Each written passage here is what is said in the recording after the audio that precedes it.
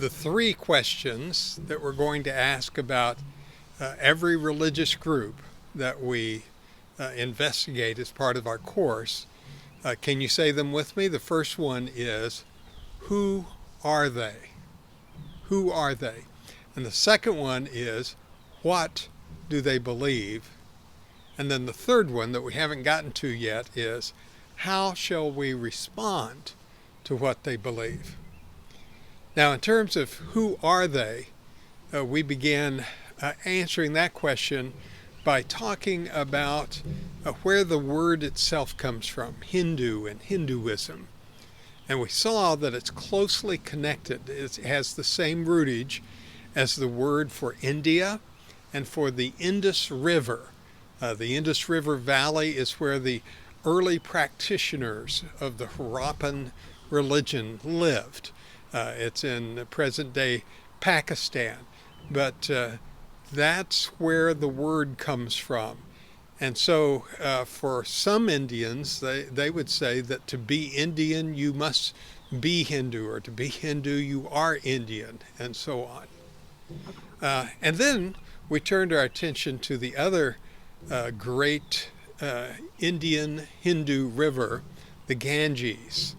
And we saw how the Ganges spreads out as it gets closer to emptying out into the ocean.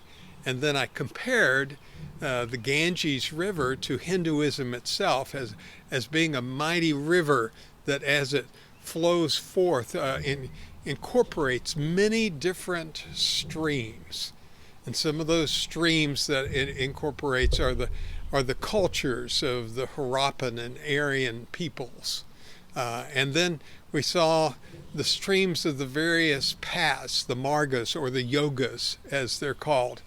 Jnana yoga, which is the philosophical kind of yoga. Karma yoga. Karma has to do with action. That's what it actually means.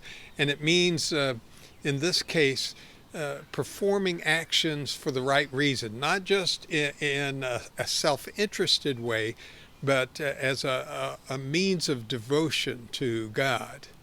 And then we looked at bhakti yoga. Bhakti yoga. Bhakti has this idea of devotional or heart connection.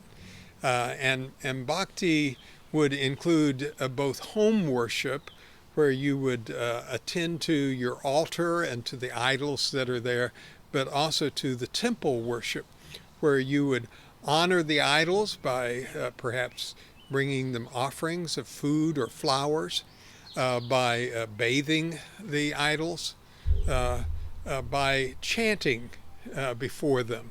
All of these things are forms of bhakti devotionalism.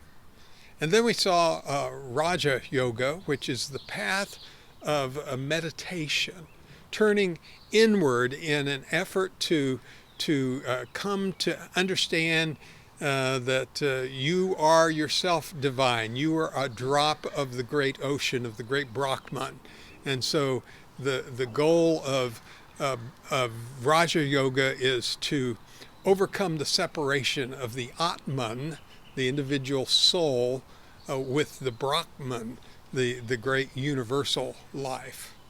And then we mentioned Hatha Yoga as being the yoga most familiar in the West, and really where Hinduism is beginning to be accepted in the United States and various European countries, because it focuses in on a kind of physical exercise that increases flexibility and in many ways is good for you physically, but it's sometimes hard to separate its physicality and its exercises from the ideology, the ideas that are underneath the surface of Hatha Yoga. And then, as a part of answering the question, who are they, we looked at the caste system. The caste system has been so influential in India right down to the present day, so that people don't marry outside their caste and their subcaste most of the time.